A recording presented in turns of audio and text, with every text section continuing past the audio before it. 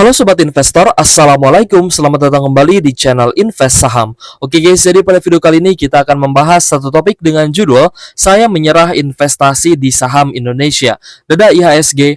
Sebelum lanjut, disclaimer on, video ini bukan ajakan jual beli saham, karena keputusan investasi tetap jadi tanggung jawab pribadi masing-masing ya sebagai investor di pasar modal. Buat teman-teman yang belum subscribe channel Invest Saham, silahkan di subscribe terlebih dahulu dan aktifkan juga lonceng notifikasinya, biar teman-teman gak ketinggalan informasi menarik lainnya dari channel Invest Saham. IHSG mengalami kejatuhan dan berpotensi terus mengalami penurunan akibat beberapa faktor penting, baik dari kebijakan regulator yaitu Bursa Efek Indonesia maupun dari makro dan juga mikroekonomi. Saya melihat adanya kemungkinan market saham Indonesia bisa turun lebih dalam lagi. Apa saja faktornya? Mari kita bahas. Yang pertama, IHSG anjlok karena sistem FCA. IHSG mulai turun semenjak menerapkan sistem FCA atau full call auction. Ketika saham brand IPO, saham Bapak Prayogo Pangastu tersebut naik hingga ratusan persen, bahkan sampai memiliki market capital terbesar di IHSG mengalahkan saham BBCA. Tapi ketika pemberlakuan FCA, saham brand tiba-tiba terkena suspend 2 hari, lalu dinyatakan terkena full call auction, di mana transparansi perdagangannya ditutup. Dan hal ini menyebabkan banyak investor, termasuk investor asing yang nyangkut di saham brand. Karena market capital brand ini menjadi yang terbesar di IHSG dan juga sempat mengalahkan BBCA, maka ketika brand mengalami ARB di FCA, IHSG pun ikut anjlok. Dari kolom pemberitaan, IHSG ambles 1,1% terbebani saham brand yang masuk FCA. Ini menjadi bukti ya bahwa sistem FCA ini ternyata kurang cocok diterapkan di IHSG. Yang kedua, investor melihat instrumen investasi yang lebih menarik. Banyak investor menilai kebijakan FCA malah membebani kinerja IHSG dan juga malah membuat investor asing banyak menjual sahamnya lalu meninggalkan IHSG. Padahal investor asing memiliki peranan yang cukup penting dalam kenaikan saham-saham big cap seperti BBRI, Telkom, Aman, dan juga Brand. Saat ini justru banyak sekali investor yang membandingkan antara kinerja IHSG dengan bursa saham Amerika dan juga ya kinerjanya dengan market kripto dan bahkan Bitcoin yang dinilai lebih menarik daripada berinvestasi di IHSG.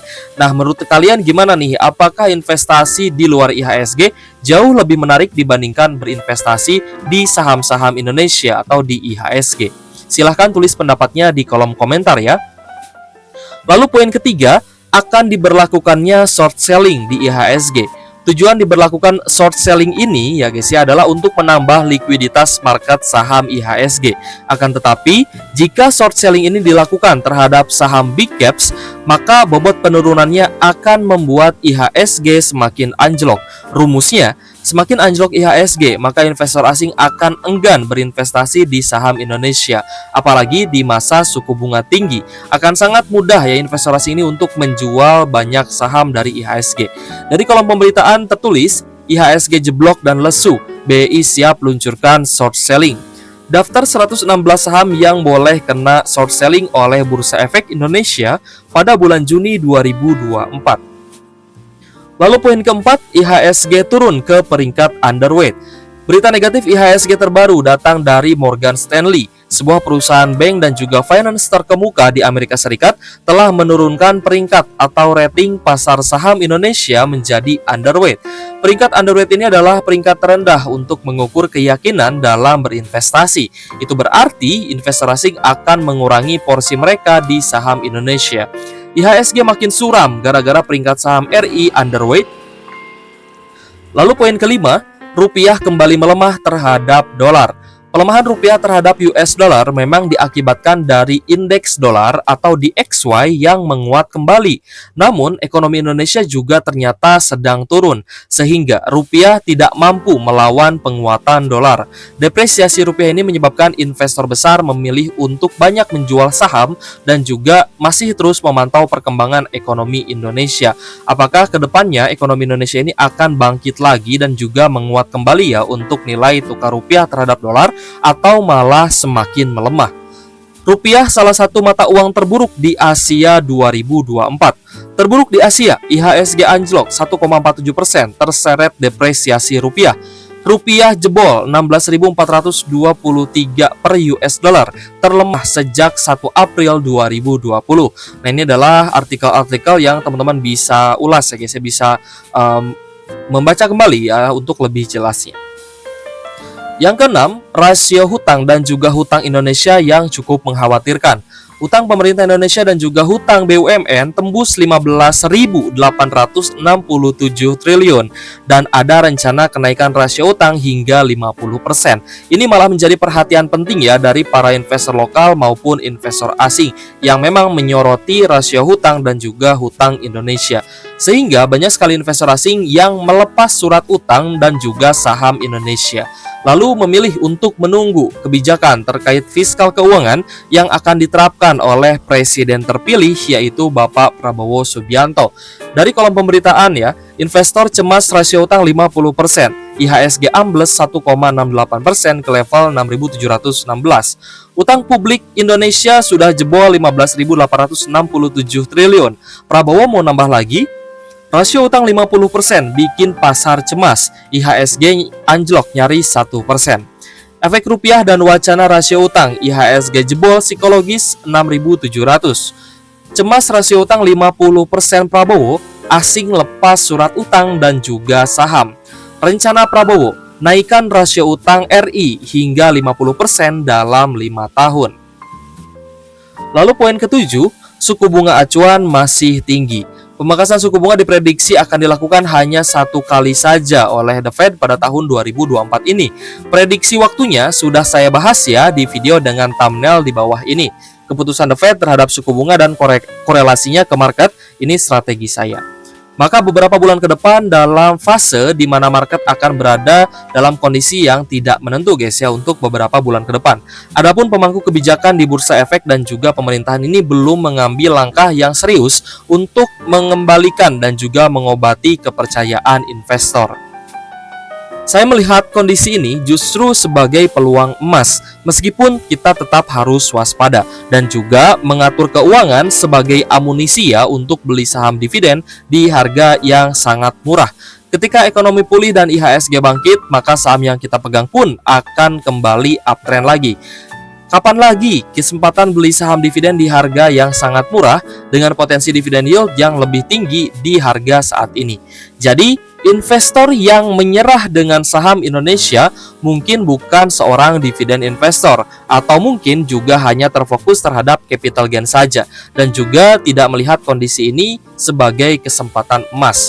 Nah, kalau misalkan kita bandingkan ya antara harga all time high dari saham-saham bagus yang rutin bagi dividen, jika kita bandingkan dengan harga termurahnya saat ini, maka dividen yield-nya juga akan semakin tinggi.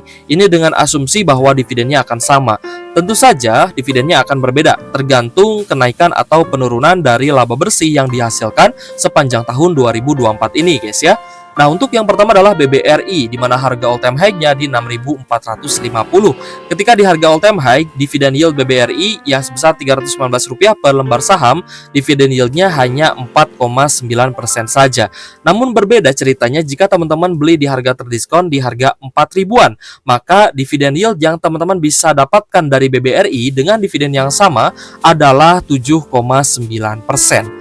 Lalu begitu pun juga dengan saham Pak Lo Keng Hong ya, yaitu BNGA, di mana ketika harga all time high di 2.220, maka dividen yield-nya hanya 5,4% saja. Sedangkan di harga diskon 1.600, dividen yield-nya bisa mencapai 7,6%. Lalu ada saham Astra International yang juga rutin bagi dividen 2 kali dalam 1 tahun. Ada dividen interim dan juga dividen final. Ketika di harga all time high, maka dividen yield dari Astra International hanya 7,4% saja. Teman-teman bandingkan, ketika beli di harga terdiskon, maka dividen yang akan teman-teman dapatkan itu akan jauh lebih besar lagi dari sisi dividen yield-nya. Bahkan bisa mencapai 12% guys ya. Tentu saja dividen yield 12% ini sangat tinggi. Atau bahkan mungkin ya bisa menyamai dividen yield dari saham-saham sektor batubara.